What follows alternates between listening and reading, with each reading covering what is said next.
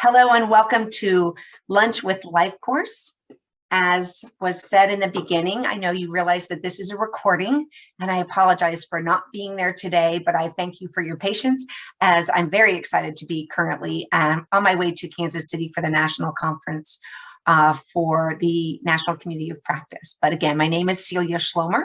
I am a LifeCourse ambassador and coach. I am one of many ambassadors in Ohio, and we are all here with the mindset of integrating Charting the LifeCourse into the work we do and sharing it with others so that they can think about the possibility of utilizing it in their spaces, whether you're a family member, an individual that wants to use it for yourself, or for a professional who wants to use it, whether you work within the field of developmental disabilities or in another field where this seems to make sense. We welcome you, and I'm very excited to be here.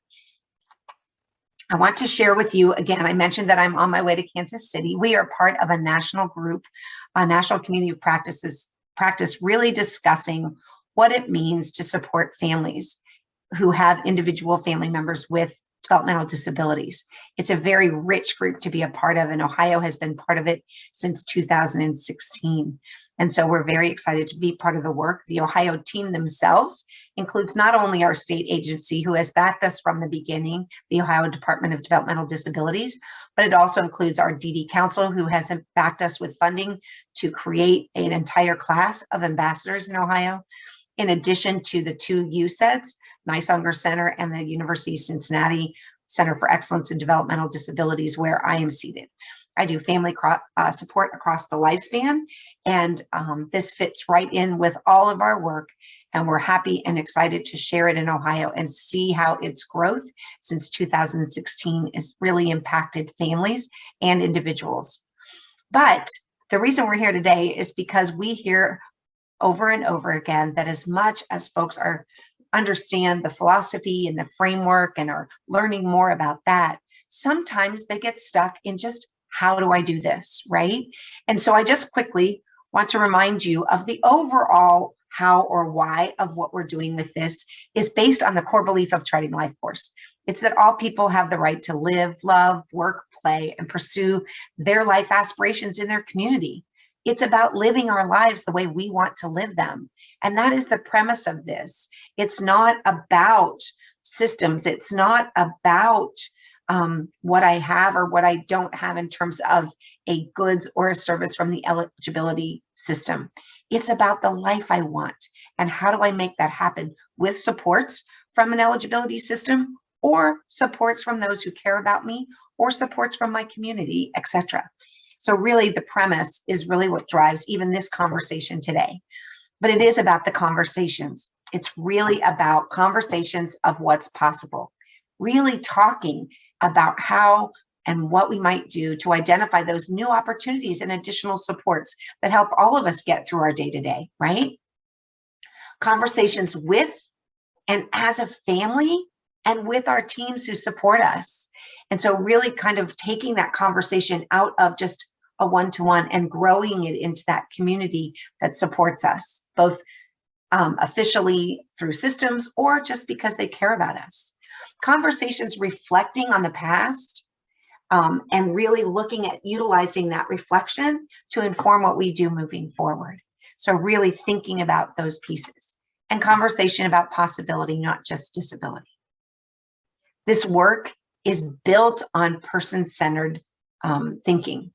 And so when you work in that space, you're always creating space for the individual's participation in these conversations. It is done with, not for. And we really emphasize that a lot with these tools, and you'll see even in how they're designed. It focuses on the person, not the paper. Thank you, Barb Safaris, for that. It guides a lot of the work that I do.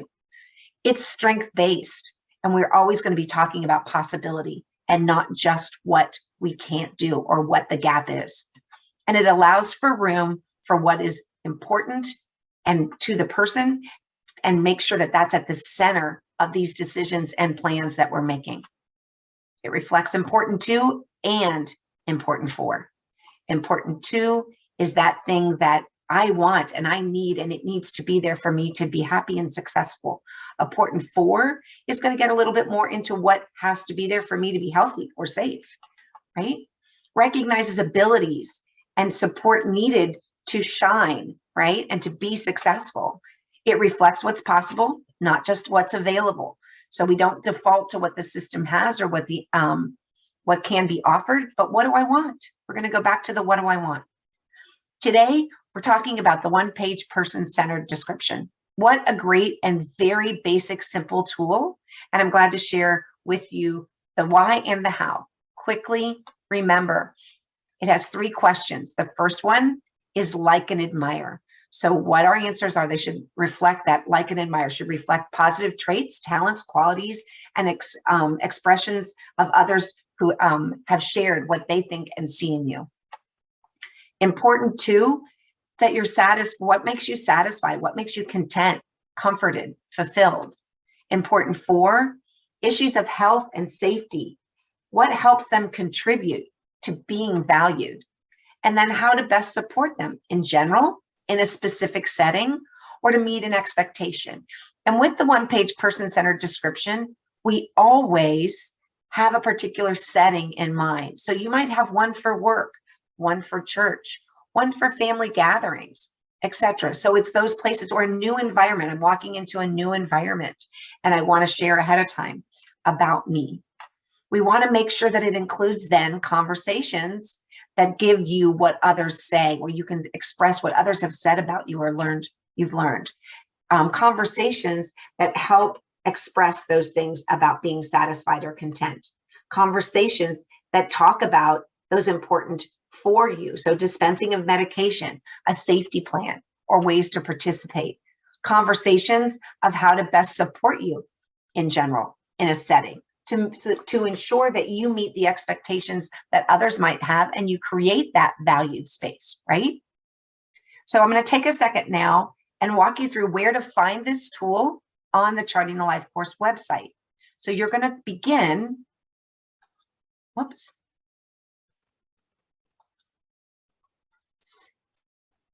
You're going to begin by going to the Charting the Life course website at lifecoursestools.com, which is the LifeCourse Nexus main page.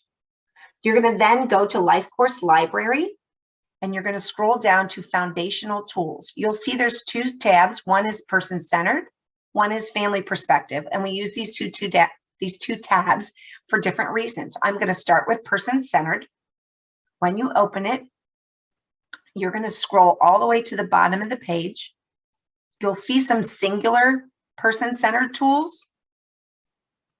But when you get to the bottom, you're going to see our person-centered profile, or not profile, person-centered portfolio.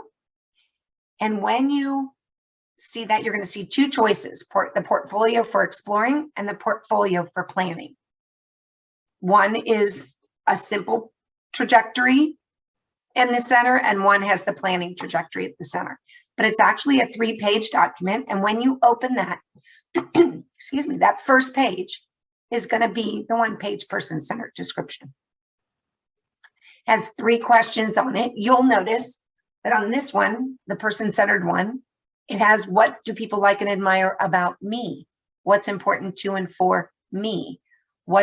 How you can best support me. But when we go back and open up the one for family-centered, you're going to see that switch to the family perspective. If you're a professional in the room, I would suggest using the family-centered one and think about it from the aspect of what's important to the person you're supporting. So when you open that up, you're going to go to the bottom again. You're going to open the portfolio for family perspective. And you're going to notice as I zoom in here that the question switches. What do people like and admire about my family member? Or if you're a professional, the person I'm supporting. This is important because we don't want to do the work for, we do the work with, and we want to reflect the voice that it's in. So you wouldn't speak for the person by using the person-centered form. You would use the other form in order to ensure that people understood this was a reflection on your assessment of this person's strengths, etc. So, So I am going to begin to share with you the work that I did with an individual But the first step of doing this work is knowing your why, right? And so I will start with sharing with you that she is an adult with autism. She's 28 years old, and she was currently, when we began this conversation, employed hourly with limited benefits. As we began to talk about the possibility of filling out this particular sheet, we talked about her why. And the why that we came to was her need to understand herself as she began to look for a job. She wanted a job change because she wanted to have a more livable wage, and she wanted benefits so she could do the things that she liked to do and still afford her medicines. So as we looked at this, we began with the blank sheet. And as you look at this one, it looks a little different because this is our one-page person-centered description that we've created that you'll get at the end of this workshop, because it has a space for a photo and it's a single page document. So you can use this one instead of the portfolio if you like. So when we started, it didn't look this full, right? We know that this process takes some time. It takes conversation. And that's really what we wanted to walk you through with these sessions, is to say, how did we get to a one-page person description or a tool that's this rich? And that takes conversation. So we wanted to walk you through just how we got here, right? So when we began the questions, what people like and admire about me, she began with some simple things that she just knew. I'm creative and I'm funny. And to get beyond that, and especially because we were thinking about employment, because we try to have a focus area with the particular one-page person-centered description. So when you think about this, you're going to want to maybe have one for work, maybe have one for church, maybe have one for a new setting that you're going into. So we were thinking about work. So she began with creativity, a sense of humor, and the ability that she's always willing to try. Those were three things she could kind of come up with on her own. So I began to ask her more questions. So tell me, what good things have people that you work with in the past said about you? Think about other settings that, other than the one you're in now even. What have people talked about? Or what has a supervisor said in your performance meetings? And that's what she kind of came up with. Oh, I'm always willing to see a problem through. My stick-to-itiveness.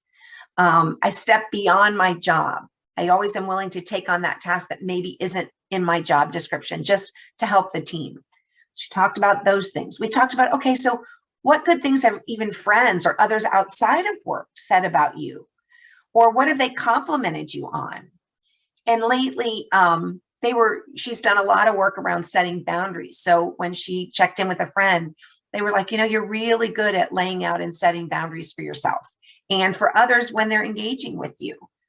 And then we talked about, what have you done at work that you're really proud of?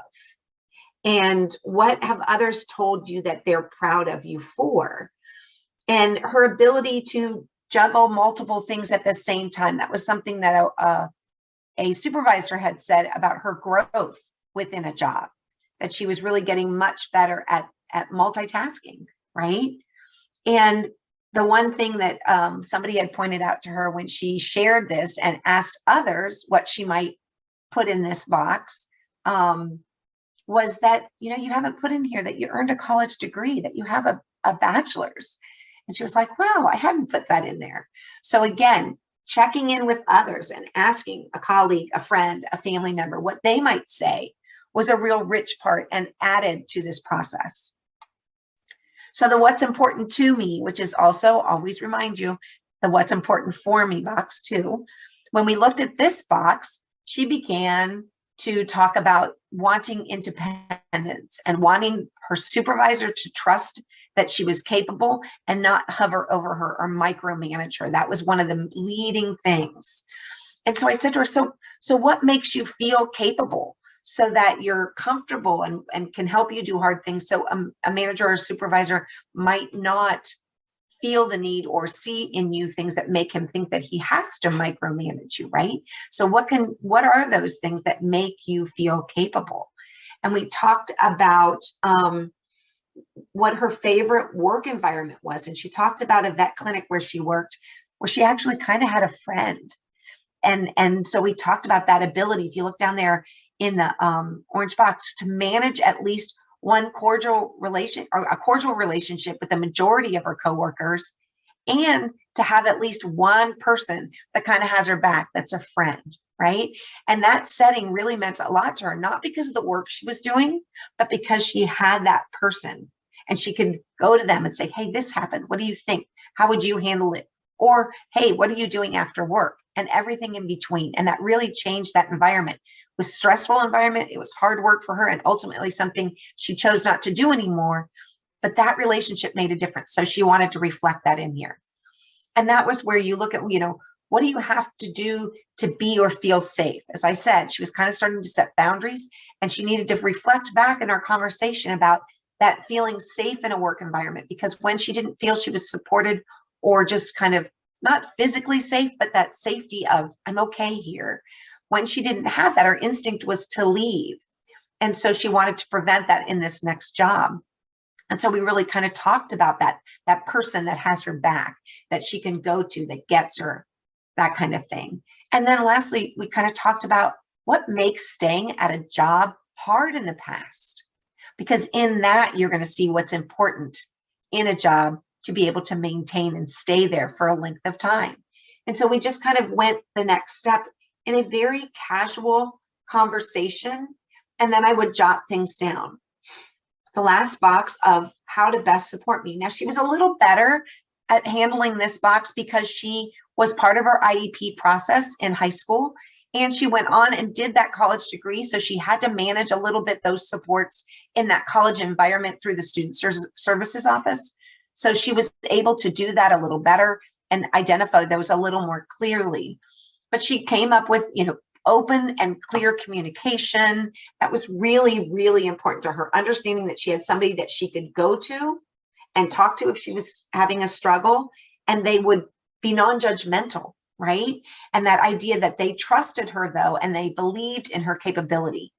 So those were things that came out of it. But I just started by asking questions like, how have others helped you at another job, or maybe even at home or at school, right? And so reflecting back on our past of what's worked, what we've seen in the past to help be helpful. And how do you like that help to come? Not the hovering, not the micromanagement, but allowing me space. And another thing that she talked a lot about was not learning through mistakes. And that was the way she learned in her younger years. But when she got to this point, she finally was ready to say, I no longer want someone to expect me how to learn how to do things and just correct me when I've done them wrong. So the only impact or the only feedback I get is when I've not done it well. I want to hear when I'm doing it well, and I want help and respectful communication when you want me to do it differently. So that was important when she put that in there. So how that help looks. So take a minute and think about this when you're doing this work. What could be some additional questions that you could ask, right? Because it's about that conversation, as I said at the beginning, that really makes a difference as you fill out these documents. Some other tips that I can offer are to just basically begin with that question in the question box. What do you think people like and admire about you?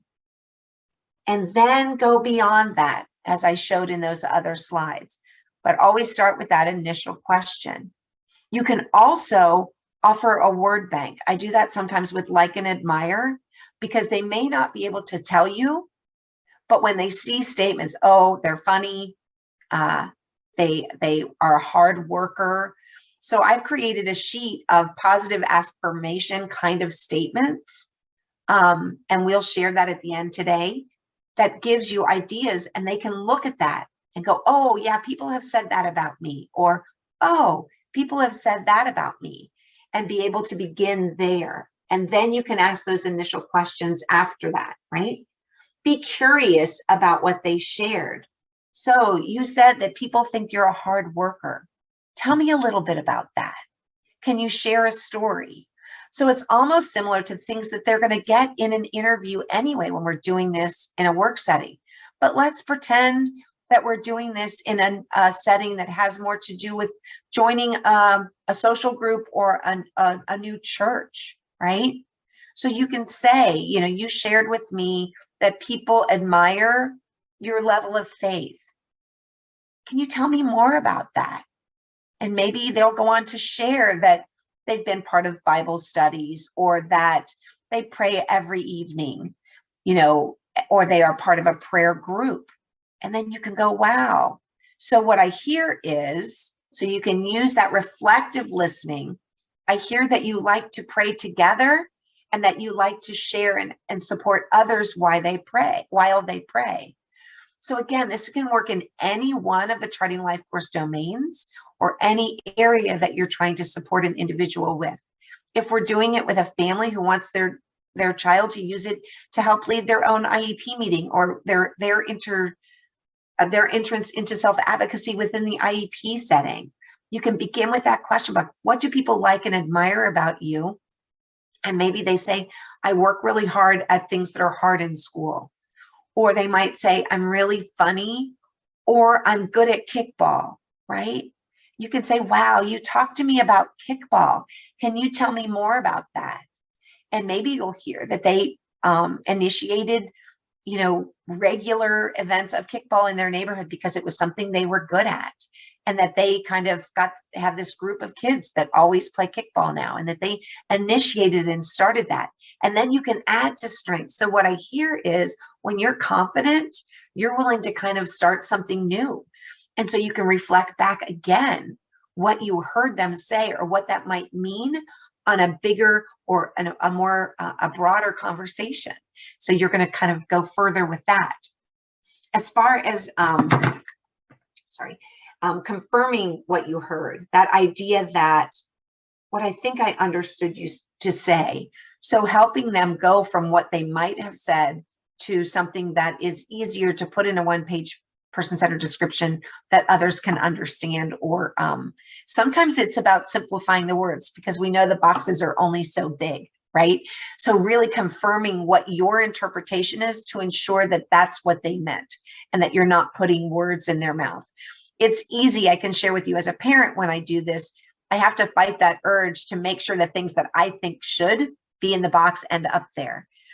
Start with what it is, even if it's super simple. Sometimes there's only one or two things in that box, and that's okay. As they become more comfortable with the tools, as they see the ability to share the tools, they may change and add to it. What I love too is, often when I see them bringing it into the room, it gives them an opportunity for conversation with folks that they're participating. So it's a new space, and I'm bringing it in to share, to begin that conversation. It'll say, oh, I see here that you said that people like and admire that you are outgoing. What kind of things do you do? What kind of things do you participate? It sounds like you're a person that likes to do in social things, or whatever it is. And it gives them that opportunity to share something that begins a conversation with someone else without you telling them everything up front, because then there's no additional conversation. So you confirm that interpretation to be sure that you've understood them correctly. And my favorite part is wondering. There's great power when you do these tools of taking a moment to wonder. I heard you say blank. That makes me wonder that there might be an opportunity for blank. Or that makes me wonder, have you ever tried this? Or that makes me wonder if people also see this. My last bit of advice when you're doing this is respecting the pause, sitting uncomfortably in the silence that gives them time to think and to share. I think often when we go in with what we see as a tool, what we might view as part of our work potentially, we have an agenda, we have a time clock, we're punching through. I ask this question, I ask this question, I ask this question. This is a tool that you allow them to sit and wonder themselves. You can add information. Anybody who knows me knows that I don't sit in the silence very well. I like brainstorming, and because I'm auditorial or oral, I like brainstorming out loud. And sometimes that prevents others from even thinking. And I really have to fight that urge. So I want to make sure that you take time to be okay with sitting quietly while the individual that you're supporting doing this has time to really think and has time to wonder themselves.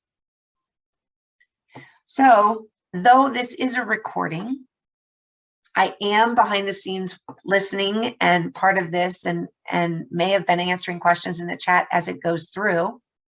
But I want to leave an opportunity now here for your own questions so we can engage in a conversation before we shut things out.